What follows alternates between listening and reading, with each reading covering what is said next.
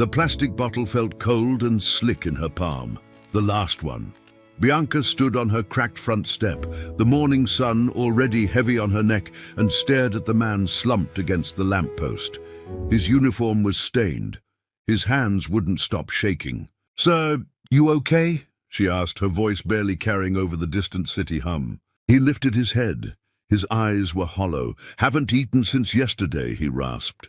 "Just a little water." Bianca froze. She looked back into the dim, cluttered house behind her. She could hear Mama Ruth's television blaring. She looked down at the bottle. It was meant to last her the whole shift. Her throat was already dry. She stepped forward anyway. "Here," she whispered, pressing the bottle into his grimy hands. "Take it." The man stared at her, then at the water like she'd handed him a jewel. His eyes glistened. No one had ever looked at her like that, not with that kind of raw, stunned gratitude. She had no idea the man wasn't a street cleaner. She had no idea this single, simple act would tear her life open and set her on a path with no return. Across the city, in a penthouse that touched the clouds, Elijah Vance stood at a wall of glass. Below him, Charleston glittered, a circuit board of ambition and struggle. The sunrise painted everything in false gold. His heart was a stone. His only son, Darius, was 28. Smart, handsome, a young man any father would claim with pride. But he was drowning in a sea of people who only saw the last name Vance, the fortune, the empire. They didn't see the quiet man who loved old jazz records and wanted to build community gardens. They saw a bank account, a lifestyle, a trophy. Elijah's late wife, Lena, was 7 years gone. Cancer. Her last night, her hand feather-light in his, her voice a scrap of paper. "Promise me, Eli, when Darius is ready, don't let him choose a woman who loves the penthouse more than the person. Find him someone with a real heart, someone who'd love him if he was broke in a basement. That's the only love that lasts." He heard those words every day. He watched his son navigate a parade of perfect smiles, and one evening in the library that smelled of real leather and old paper, Elijah spoke. "You're tired of it, aren't you? The performance." Darius let out a breath he'd been holding for years. "Exhausted, Pop. I wish I could walk down a street, be nobody, have a conversation that isn't a negotiation." An idea, wild and dangerous, solidified in Elijah's mind. What if we made that happen? How? What if I went out there, not as Elijah Vance, as someone invisible, a janitor, a man picking up trash? Darius stared. "You're serious? Your mother said you see a person's true character by how they treat someone who can do nothing for them. I find a woman with a genuine heart. I bring her to you. No names, no titles." It was madness, but in Darius's tired eyes, a tiny ember sparked. "If you do this, you be safe. The streets aren't kind." Elijah smiled, a plan already forming in the dark behind his eyes. "I'll be careful. I'm doing this for you, for Lena." The next morning, before the city woke, Elijah Vance became someone else. He pulled on faded, stained work pants from a forgotten storage locker, a grayed-out shirt, a jacket thin at the elbows. In the dusty mirror, a tired laborer stared back.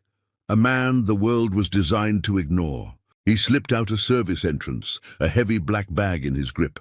His heart hammered against his ribs. He hadn't been anonymous in 2 decades. The city ignored him. He was scenery. A businessman on a Bluetooth call tossed a coffee cup at his feet without breaking stride. A woman in a fur-trimmed coat wrinkled her nose and stepped into the street to avoid him. A group of kids snickered, calling him "old trash man." His soul took notes. This was the world without the filter of power. His back ached. His feet burned. The performance was a physical shock. He moved into a neighborhood where houses sagged with tired bones, peeling paint, chain-link fences, and there, in a yard trying to be brave with flowers in tin cans, he saw her, a young woman sweeping. Her clothes were faded from 1,000 washes. Her dark hair was a simple pullback. She moved with the slow, precise rhythm of someone conserving energy for a long fight. A little boy ran out, holding a toy spaceship missing a wing. "Mama, can you fix it?" She knelt, not with exasperation, but with a tenderness that made Elijah's breath catch. She took the broken toy like it was fragile glass. "Oh, baby, Captain Star is pretty banged up. Let me try tonight, okay? After you sleep. If I can't—" She smoothed his hair. "I promise. When I get paid, we'll find another. I promise." The boy nodded, brave-faced, and clung to her neck. Elijah stood invisible, watching this tiny epic of love in the dirt. The woman stood and saw him. Her eyes weren't disgusted. They were just tired, deeply, fundamentally tired. "Morning," she said, polite. "Morning, ma'am," he grunted, making his voice rough. She glanced at his bag. "You been out since dawn?" "Yes, ma'am." She disappeared inside. Elijah waited, curious. She returned with a plastic water bottle, room temperature, generic. She held it out with both hands, a small sacrament. "You must be thirsty, please." He was stunned. It was an offering from her own lack. No audience, no reward, just kindness. His throat tightened. "Thank you. God bless you." A sharp voice sliced from the doorway. "Bianca, what you doing wasting water on some bum?" A large woman with a permanent scowl filled the frame. "Mama Ruth." He was thirsty, Mama Ruth. "It's just water." "Just water? Water costs money. You think we're made of it? You think he'd give you a damn thing?" The woman turned her venom on Elijah. "You, move along. You're bringing down the whole block." Elijah bowed his head, playing his part. "Leaving, Mom." He looked at Bianca one last time. Her head was down, shame heating her cheeks, but she didn't take the water back. She held her ground. As he shuffled away, he glanced back. Bianca stood, broom in hand, absorbing the torrent of abuse. The little boy, Caleb, watched from the door, his broken toy clutched to his chest. Elijah Vance's mission had found its target, but the reality was a knot. She was married. She had a child. She was trapped in a cage of her own life. For the next 3 days, he returned. He watched. He saw her wash clothes in a tub, her hands raw. He saw her help Caleb with homework on a cardboard box. He listened to neighbors gossip at the fence. Her husband, Marcus, drinks everything. That evil mother-in-law takes her check. Poor thing's a slave in that house. On the 3rd day, he tested her. He stumbled, dropped his bag, sat hard on the curb, clutching his chest, feigning pain. Bianca dropped the wet shirt she was hanging and ran. Not a walk, a run. She knelt in the dirt beside him without hesitation. "Sir, you okay?" "My chest, just need a minute." "Caleb, water, baby, quick!" The boy scrambled. Mama Ruth stormed out. "Bianca, not again. Is he your problem?" "He's a person, Mama. He just needs a minute." "He's a stray. Let him be someone else's problem." Bianca stayed. She held the cup to his lips, her hands steady, her eyes worried, until he said he was better. "You have a good heart," he murmured. "Just what anyone should do," she whispered back. But Elijah knew. He'd spent days in this skin. Most people wouldn't. On the 4th day, he followed her. She left at dawn, Caleb's small hand in hers, 2 buses across the city to a wealthy district. She left Caleb with an elderly woman for daycare, then walked to a mansion. He watched from behind a tall hedge. Bianca entered through the service gate. An hour later, she came out to take trash cans to the curb. A woman in yoga gear followed, voice sharp enough to cut glass. "You missed streaks on the marble, Bianca, and the upstairs glass has smudges. This is basic. Do I need to find someone who actually knows how to clean?" "I'm sorry, Mrs. Greer, I'll do it again." "You'll do it on your own time. I'm not paying for redos." Elijah's fist clenched. The anger was hot and sudden. This woman, with her patience and her broken toy repairs, was being ground down from every direction. At home, at work. And yet her spirit wasn't broken. It was resilient. That evening, back in the silent, opulent penthouse, Elijah shed his disguise. The phantom aches of the street clung to his real bones. He called in Gregory, his most trusted head of security. "I need a deep, quiet background on a woman. Bianca Hartley, Oakwood Street, husband, debts, everything. No one can know." 3 days later, Gregory delivered the report in a plain folder. Elijah listened, his face a grim mask. Bianca Hartley, 27, married at 19 to Marcus Hartley, intermittent truck driver, primary hobbies, gambling and heavy drinking, verbally abusive, occasionally physically so. They live with his mother, Ruth Hartley, who controls all finances. Bianca works 3 cleaning jobs. Ruth takes approximately 80% of her earnings. Son, Caleb, 6. Bianca is attempting to save for his school, but cannot gain financial traction. Neighbors describe her as kind, quiet, and trapped. Elijah dismissed Gregory and sat in the gathering dark. The moral equation was complex. He couldn't just pluck her from her life. That was another form of tyranny. But leaving her there felt like a sin. A plan began to form, careful, strategic, a door she could choose to walk through. He sent Gregory back to Oakwood Street, this time in a sharp suit, playing the role of a community outreach director. Marcus answered the door, reeking of morning beer. "Yeah, Mr. Hartley, Gregory Adams from the Urban Opportunity Foundation. We're seeking a candidate for a unique live-in position, caring for a retired philanthropist at his estate. It includes a significant salary, private lodging on the grounds, and full tuition at a top-tier private academy for the employee's child. We've heard remarkable things about your wife's work ethic and character." Marcus's eyes, bleary and greedy, sharpened. Salary? How significant? Gregory named a figure that made Marcus blink. It was more than he'd ever seen. Live-in, so she'd be gone. The position requires residency, but family visitation can be arranged, of course. Marcus's mind was almost visible, calculating the freedom, the potential cut of her new money. Let me talk to her." Bianca was summoned from scrubbing the kitchen floor. When she heard the offer, her face cycled through confusion, fear, and a desperate, fragile hope. A good school for Caleb. A place away from Mama Ruth's voice. A chance to breathe. "Can I have a night to think?" she asked, voice trembling. "Of course, but we have other qualified candidates. We need an answer by tomorrow evening." That night, in her tiny room, Bianca lay awake. Caleb slept fitfully beside her. The house groaned. Mama Ruth snored. This could be a trap. It could be worse.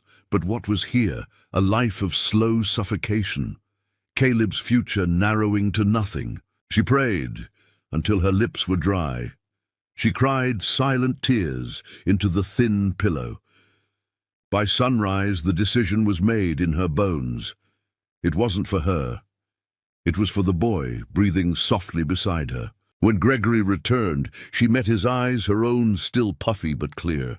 "I'll take it for my son." 4 days later, a clean, unmarked sedan picked them up. Their entire world fit in 2 worn duffel bags. As the car glided into neighborhoods of sprawling estates and manicured silence, Bianca's anxiety spiked. "Sir, this doesn't look like a care facility," she said, clutching Caleb's hand. "You'll see soon, ma'am," the driver said gently. The car turned through immense wrought-iron gates, cruising up a driveway lined with ancient oaks. At the end stood not a large house, but a modern palace of glass and stone. A fountain glittered in the courtyard. Caleb's face was pressed to the window. "Mama, is that a castle?" Bianca's heart stopped. The car halted. A woman in a crisp, elegant uniform opened her door. "Welcome, Mrs. Hartley. Mr. Vance is expecting you." The name meant nothing to her, but the sheer, terrifying scale of it all made her legs liquid. "There's a mistake. This is wrong." "No mistake," the woman smiled. "Please come inside." Holding Caleb so tight her knuckles were white, Bianca stepped onto the marble walkway toward the soaring entrance into a life she could not yet comprehend. The interior was a different universe. The air was cool, scented faintly of lemon and polish. Light fell in wide shafts across art that looked like it belonged in museums. Caleb's sneakers squeaked on the impossibly shiny floor, the sound absurdly loud in the quiet. They were led to a sitting room, where sunlight poured through floor-to-ceiling windows. "Please wait here. Mr. Vance will be with you shortly." The door clicked shut. Bianca stood frozen, afraid to touch anything. Caleb clung to her leg. "Mama, are we in trouble?" "No, baby, no trouble." She didn't believe her own words. The door opened again. A man walked in, tall, silver at his temples, wearing clothes that looked soft and impossibly expensive. He had a kind face, but his eyes held a weight, an intensity that pinned her in place. This wasn't a retired philanthropist needing care. This was power, embodied. "Bianca," he said, his voice warm, disarming. "And Caleb, please sit. You must be exhausted." She didn't move. "Who are you? What is this place?" "My name is Elijah Vance. This is my home. And the position is real, but it's not exactly what was described." Panic, cold and sharp, shot through her. A trap. It was a trap. She pulled Caleb behind her. "I want to go home." "I understand your fear. Please, just hear me for 1 minute. You gave a bottle of water to a street cleaner on Oakwood Street 11 days ago. Do you remember?" The question was so bizarre, or it cut through her panic. She nodded slowly. "That man was me." Bianca stared. The pieces spun but wouldn't connect. The tired, shaking man, this poised, wealthy stranger. It was impossible. "Why?" was all she could manage. "I was looking for someone. Someone with a genuine heart. Someone who shows kindness when no one is watching, to someone who can give them nothing in return." He took a step closer, his gaze earnest. "You passed a test no one else even saw. You and your son are safe here. The job is real. You'll be helping manage the household staff. The school for Caleb is real and paid for. Your salary is real, and it is yours. No one will take it from you." Her mind reeled. It was a fairy tale, a dangerous, beautiful fairy tale. "My husband, Mama Ruth, you are an adult. You chose to take a job. You and Caleb are here legally by your own agreement. My legal team is on retainer. They will not touch you here." His voice softened. "This is a chance, Bianca. A chance to breathe, to let Caleb thrive. All I ask is that you stay for 1 month. If after that you want to leave, I will personally ensure you have a new apartment, a new job, and safety. You have my word." It was too much. The generosity was a tidal wave. She looked down at Caleb, his wide eyes taking in the room, the soft chairs, the bowl of perfect fruit on the table. He'd never seen fruit like that just sitting out. A month, safety, food, a school. What choice did she really have? Going back was surrender. This was a terrifying leap into the unknown. "Okay," she whispered, the word feeling ripped from her soul. "A month." Elijah's smile was one of profound relief. "Thank you. Alicia will show you to your quarters." Their quarters were a private apartment on the east wing. 2 bedrooms, a living area, a kitchenette, all decorated in calming, neutral tones. A world away from peeling paint and the smell of mildew. Caleb ran to the window, looking out over a manicured garden. "Mama, look, they have a pool!" Later that night, after Caleb was asleep in a bed that was too big for him, Bianca sat on the edge of her own bed, staring at the wall. The silence was profound and lonely and suspicious. What did this man really want? Nothing was free. Her life had taught her that. She thought of Marcus.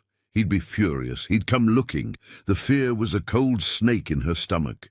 Down the hall in his study, Elijah Vance dialed his son. "Darius, come home. There's someone I need you to meet, and son, come as yourself, no pretense. She's had enough of those." Darius Vance drove back to the penthouse with a knot in his gut.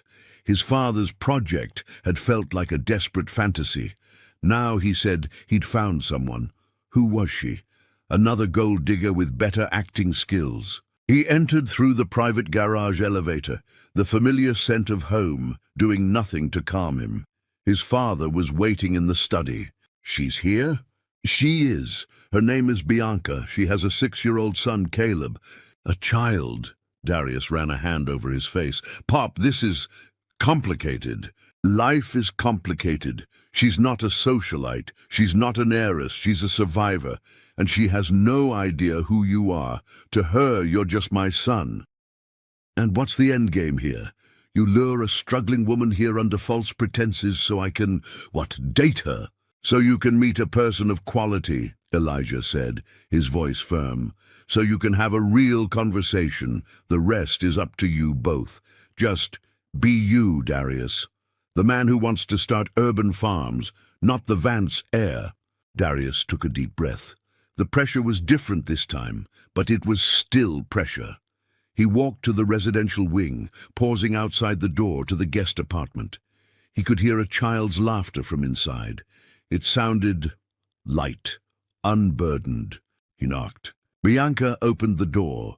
She'd changed into clean, simple clothes provided by the staff. She looked younger, without the weight of the world on her shoulders, but her eyes were still guarded, watchful. "Hi," Darius said, offering a small smile. "I'm Darius, Elijah's son." "Bianca." She didn't smile back, just stepped aside to let him in. Caleb was on the floor, assembling a puzzle that had appeared magically in their room. "Hey, little man," Darius said, crouching down. "What you building?" "A rocket," Caleb said, not looking up, deeply focused. "Cool, I like rockets." Bianca watched the interaction like a hawk. She'd been around men who used charm like a weapon, but Darius's attention to Caleb seemed natural, unpracticed. He didn't try to impress her. He just talked to her son. After a few minutes, Caleb went back to his puzzle. Darius stood. "My dad said you might like to see the gardens. They're pretty amazing, if you're up for it. A walk in a garden, not a dinner interrogation. It felt safe." "Okay." They walked in silence at first, through corridors and out into the lush private gardens. The air smelled of jasmine and cut grass. "This must be a lot," Darius finally said.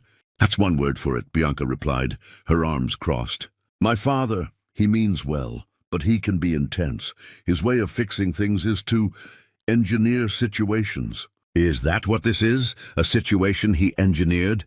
Darius met her gaze. "Yes, and I'm sorry for that. It's invasive. You had every right to tell us both to go to hell." His blunt honesty surprised her. It didn't sound like a line. "Why did he do it?" Darius sighed, looking out over a koi pond. "He's worried I'll end up alone, surrounded by people who love the idea of me, not me. He thinks he can find someone real by going undercover. It's insane." "It is," Bianca agreed. A small, tense smile touched her lips. "The street cleaner." "Yeah, the street cleaner." He shook his head. "Look, you don't owe us anything. The job, the school for Caleb, that's real, regardless of me. My father keeps his word." "Why are you telling me this?" "Because you should know you have power here. You're not a prisoner. You're a guest, an employee. You can quit. You can stay. You can tell me to get lost. It's your call." For the first time since she arrived, Bianca felt the tight coil in her chest loosen a fraction. He wasn't demanding anything. He was giving her back a shred of control. They walked further. He pointed out different plants, told a story about his mother planting a specific rosebush years ago. His voice softened when he spoke of her. Back at the apartment door, she paused. "Thank you for the walk, and for being straight with me." "Any time, Bianca." He gave a small nod and walked away. She closed the door and leaned against it. Darius Vance was not what she expected. He was quiet, sad, almost. And he'd looked at her like she was a person, not a problem or a prize. Meanwhile, across the city, Marcus Hartley slammed his fist on a grimy bar top. His buddy Ray slid a phone over. On it was a grainy photo taken from a distance of Bianca and Caleb getting into the sedan days ago. "That's her, man. Car went into the Vance estates, the gated community. I looked it up. Elijah Vance lives there, billionaire." Marcus's blood ran cold, then hot with a furious, possessive rage. Vance, what would a billionaire want with his wife? This wasn't a job. This was a transaction. And he wasn't getting his cut. He stood up, his eyes blazing. "She's not leaving me for some rich bastard. No way. She's coming home and she's going to pay for this." Life in the Vance penthouse settled into a fragile, surreal routine. Caleb started at the private academy, a place of gentle voices and bright colors. He came home buzzing with new words, new friends. The shadow in his eyes began to fade. Bianca began her job, which was less a job and more a gentle integration. She worked with the head housekeeper, Maria, learning the rhythms of the home. She was paid generously every Friday. The money went into an account with only her name on it. The feeling was alien and empowering. She saw Darius often. He'd join them for casual dinners on the terrace. He asked Caleb about school. He asked Bianca about her thoughts, on books Maria gave her, on the city, on nothing in particular. The conversations were easy, free of agenda. He listened. One evening, Elijah was away at a business dinner. It was just her, Caleb, and Darius eating pizza, a request from Caleb that Darius had enthusiastically endorsed. "Mama, can Darius see my rocket project?" Caleb asked, mouth full. "After you swallow, baby." She looked at Darius. "He has to build a model. It's a whole thing." "I'm great at models. I was a glue and paint disaster as a kid, but I learned." After dinner, they sat on the floor of the living room, surrounded by cardboard, plastic parts, and pots of paint. Darius got blue on his nose. Caleb laughed, a pure, unfettered sound that made Bianca's heart ache with joy. She watched them, this man from a world of private jets, and this boy from a world of struggle, bonding over lopsided rocket fins. The image didn't compute. It was too normal, too real. Later, after Caleb was bathed and stories were read, by Darius, doing all the voices badly, Bianca walked Darius to the elevator. "He adores you," she said quietly. Elijah wrestled with the decision. Tell Bianca and shatter her newfound peace, or keep it from her and risk her being blindsided. He chose a middle path. He found her when she returned. "Bianca, we need to talk. Your husband. He's aware you're here. He's angry." The color drained from her face. The old fear, cold and familiar, rushed back. "Is Caleb—" "Caleb is safe. The school is secure. You are safe inside these walls. But you should know, he may try to make contact." The walls, which had felt like protection, suddenly felt like a gilded cage.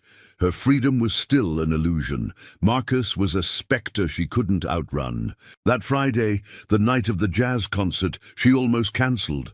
The fear was a lead blanket, but she looked at Caleb, so excited that she was going out, and at Darius, who had texted her a simple "still on" with a hopeful emoji. She put on a simple dress from the wardrobe Maria had helped her curate. She looked in the mirror. She looked like someone else, someone confident, someone who could go to a concert. In the courtyard, under strings of fairy lights, the music was smooth and soulful. Darius didn't crowd her. They sat at a small table, listened, talked in the spaces between songs. For 2 hours, the fear receded. She laughed at a story he told about his father trying to grill and setting off the sprinkler system. Walking back inside, the night air cool on her skin, she felt a happiness so fragile it scared her. "Thank you, Darius, I really needed that." "Me too," he said. They stopped outside her apartment door. The moment stretched, soft and charged. He leaned in slowly, giving her every chance to pull away. He kissed her just once, gently. It was tender. It was a question. Before she could even process it, before she could answer, her personal cell phone, the old one she kept for memories, buzzed violently on the table inside her apartment. She jumped. An unknown number, a local area code. Her blood turned to ice. She knew. Darius saw the change in her face. "Bianca." "It's him," she whispered. The phone stopped ringing. A second later, a text lit up the screen. "Unknown. You think you can hide from me? You're my wife. You bring your ass home, now, or I start making calls. To CPS, to the news. Tell them a billionaire kidnapped my family." The words were a physical blow, the old terror expertly applied. She showed the phone to Darius, her hand shaking. His face hardened, all the softness from the evening gone. "Give me the phone. Now he'll just get worse." "Bianca, he's threatening you. That's not a husband. That's a terrorist." He took a calming breath. "Let my father's legal team handle this. It's what they do. You don't have to fight him alone anymore." Elijah was summoned. He read the text, his jaw tight. "Gregory, trace this number. I want a restraining order filed first thing Monday, full no contact, based on his history and these threats. In the meantime, Bianca, you do not respond. Not a word. He wants a reaction. Don't give it to him. CPS, he'll say I abandoned Caleb, that I'm unfit. He has no evidence. You have a stable home, an income. Your son is in an elite school. We have character witnesses. He has a record of bar fights and missed child support. The courts will see through it. Elijah's voice was calm, authoritative. You are not alone in this. But the damage was done. The evening's magic was shattered. The kiss, a tender possibility, was now buried under panic. She retreated to her apartment, holding a sleeping Caleb, watching the door as if Marcus might burst through it. Darius stood outside her closed door for a long time, feeling helpless. He'd brought her a moment of peace, only for her world to come crashing back in. The divide between their lives had never felt wider. The next day, Bianca was a ghost. She went through the motions, but her eyes were distant, fixed on some internal horizon of dread. Darius tried to talk to her, but she was polite, withdrawn. She's scared, Elijah told him later, and she's realizing that our world doesn't make her problems disappear. It just changes their shape. She has to decide if she's strong enough to face them head-on, with our help, or if the fear will drive her back. Back to that, she can't. It's her choice, son. We can open doors. We can't force her to walk through them. On Monday, the restraining order was filed. Marcus was served at a betting parlor. According to Gregory's report, he'd torn it up, screamed obscenities, and vowed to handle this himself. Security was tightened further. Wednesday afternoon, Bianca was in the library, trying to read, when Maria found her. Bianca, dear, there's a situation at the front gate. A man. He's causing a scene. He's asking for you. Her heart stopped. She walked to the security monitor in the hall. On the screen, pixelated but unmistakable, was Marcus. He was yelling at the intercom, pounding on the wrought iron gates. He looked deranged. Let him in, she heard herself say. Absolutely not, Elijah said, appearing behind her. If I don't talk to him, he'll never stop. He'll wait out there forever, or he'll do something stupid. Let me talk to him, on the intercom, here. Elijah and Darius exchanged a look. Gregory, have 4 men at the gate. If he touches the gate, if he makes a threatening move, detain him for trespassing and violation of the order. Bianca pressed the intercom button. The audio feed crackled. Marcus. His face snapped up to the camera. Bianca, you bitch. You get out here right now. You bring my son. Caleb is not coming out. I am not coming out. You were served with papers. You need to leave. Papers. I'm your husband. You live in my house. You are my property. You think your rich boyfriends can change that? His voice was slurred, vicious. I'll ruin you. I'll tell everyone you're a whore. I'll take Caleb and you'll never see him again. Every word was a lash from her old life. But something shifted in her as she heard them through the speaker from behind a fortified gate. She wasn't in the kitchen with him. She wasn't trapped. She was safe. And he was just a raging man on a screen. You listen to me, Marcus, she said, her voice low and steady, surprising herself. You will never touch me again. You will never threaten my son again. The next time you come here, or call, or try to contact me, you will be arrested. You have nothing, no claim. You are nothing to me now. Leave. She released the button, cutting off his sputtering, incoherent roar. She turned around. Elijah, Darius, and Gregory were staring at her. There was a new respect in their eyes. She had faced the monster, and for the first time her voice hadn't trembled. But the victory was short-lived. That evening, Caleb, who'd been quiet all day, asked a question at bedtime.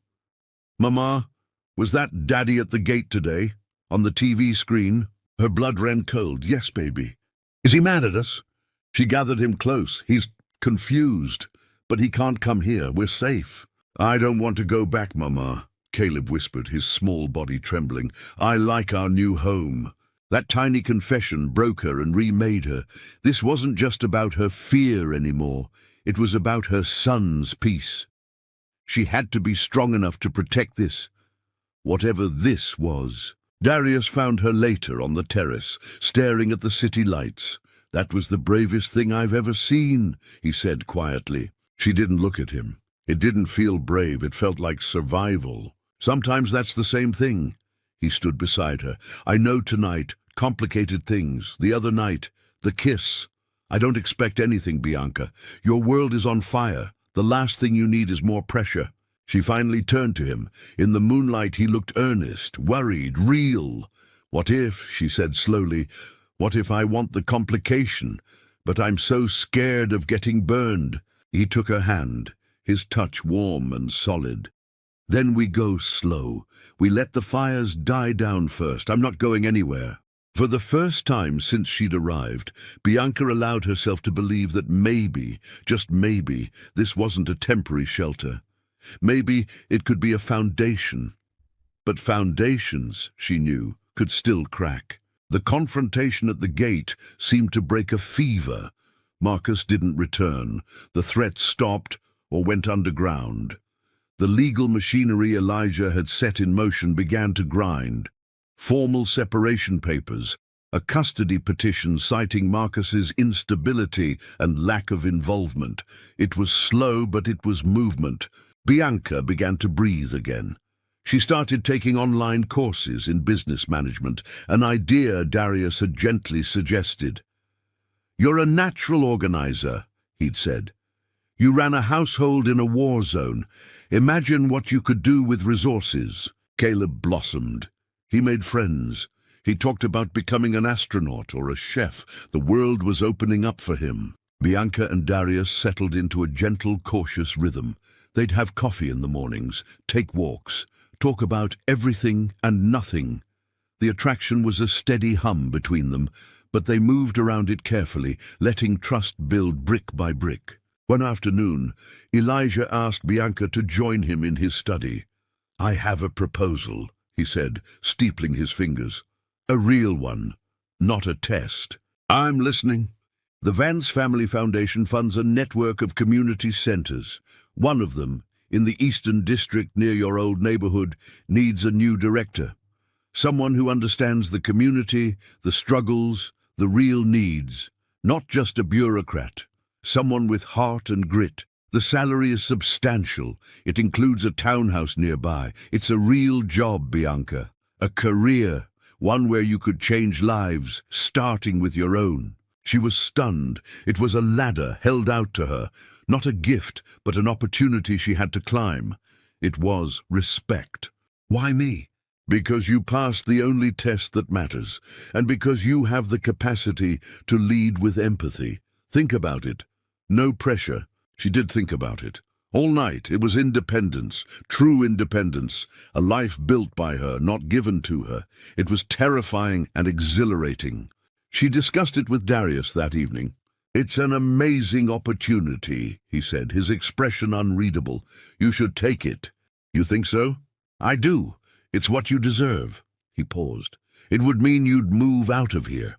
The unspoken question hung in the air. Would out of here mean away from him?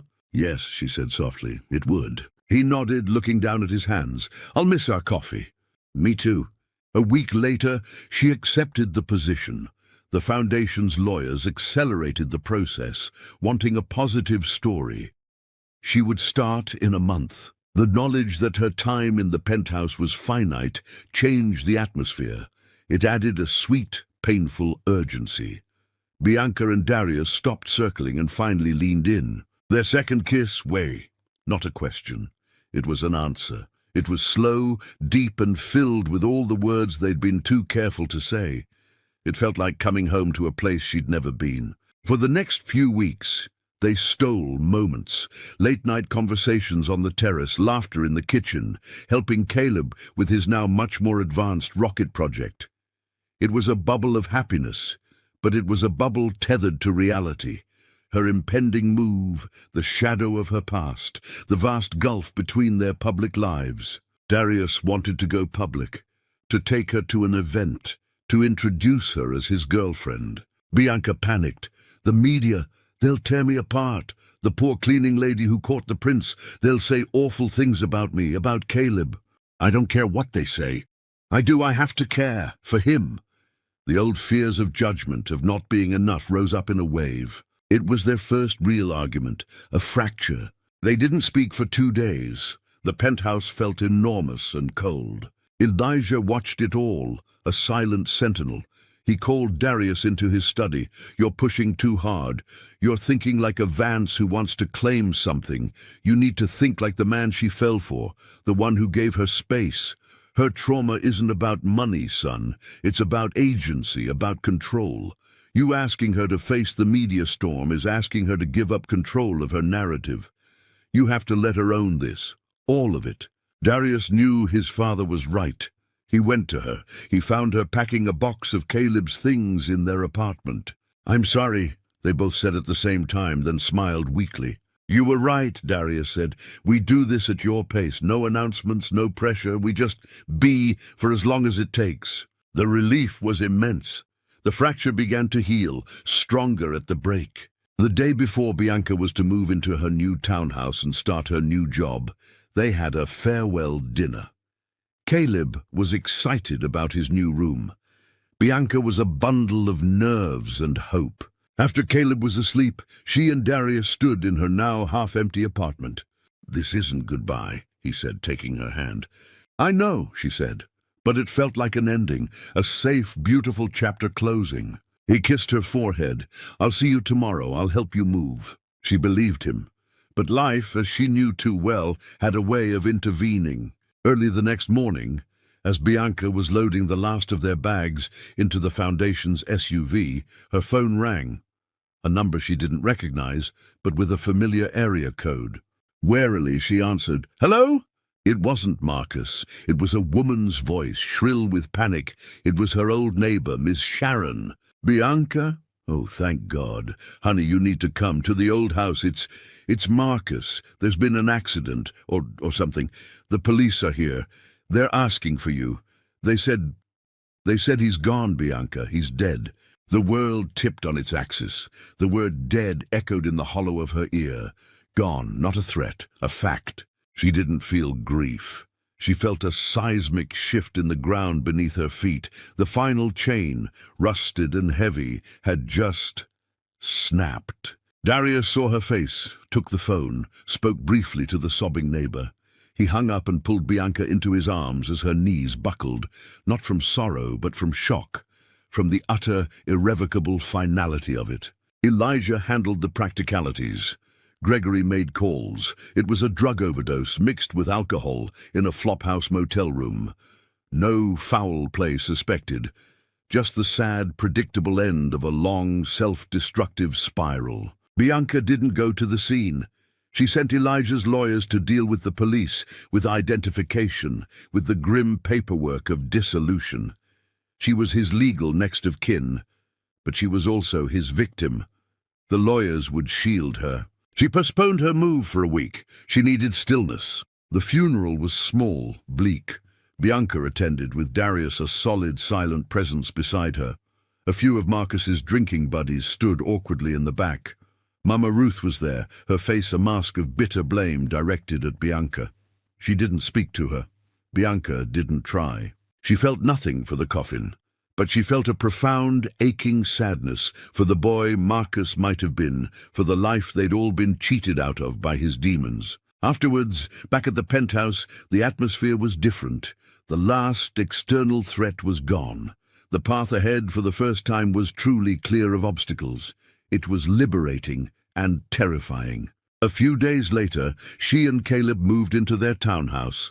It was beautiful, spacious, theirs. Her name was on the lease. Her salary paid the rent. It was independence, earned and given. Darius helped them unpack. He put together Caleb's bed. They ordered pizza just like old times, but in a new place. That night, after Caleb was asleep in his rocket ship-themed room, Bianca and Darius sat on her new balcony, looking at the lights of a different part of the city. "What now?" she asked, the question hanging between them. "Now," Darius said, taking her hand. "Whatever you want. No ghosts, no threats, just you and me and Caleb, if you'll have us." He didn't propose. He didn't make grand promises. He offered a continuation, a partnership. She looked at him, This man who had seen her at her most broken and hadn't looked away, who had fought for her in quiet ways, who loved her son. The fear of not being enough was still there, but it was quieter now, drowned out by the solid beat of her own heart, stronger than it had ever been. "I want that," she said, and she meant it. Their story didn't end with a royal wedding splashed across magazines. It progressed quietly. Bianca thrived at the community center, becoming a fierce advocate for women like her former self. Darius scaled back his corporate duties to focus on his urban farming non-profit, often partnering with her center. Caleb grew up secure, loved, with a mother who showed him strength and a man who showed him steady, reliable love. Elijah would watch them sometimes, all together at family dinners, the noise and the laughter a balm on his soul. He'd think of Lena. "I found her," he'd whisper in his mind. "A heart pure enough to love the man, not the crown, just like you wanted." It wasn't a fairy tale. It was messier. It had scars. There were still headlines, sometimes whispers, but they faced them together on their own terms. The love that began with a bottle of water given in pure compassion had grown into something unshakable. Not because it was perfect, but because it was real. And real things, built on dignity and choice, have roots that go deep. Roots that can weather any storm.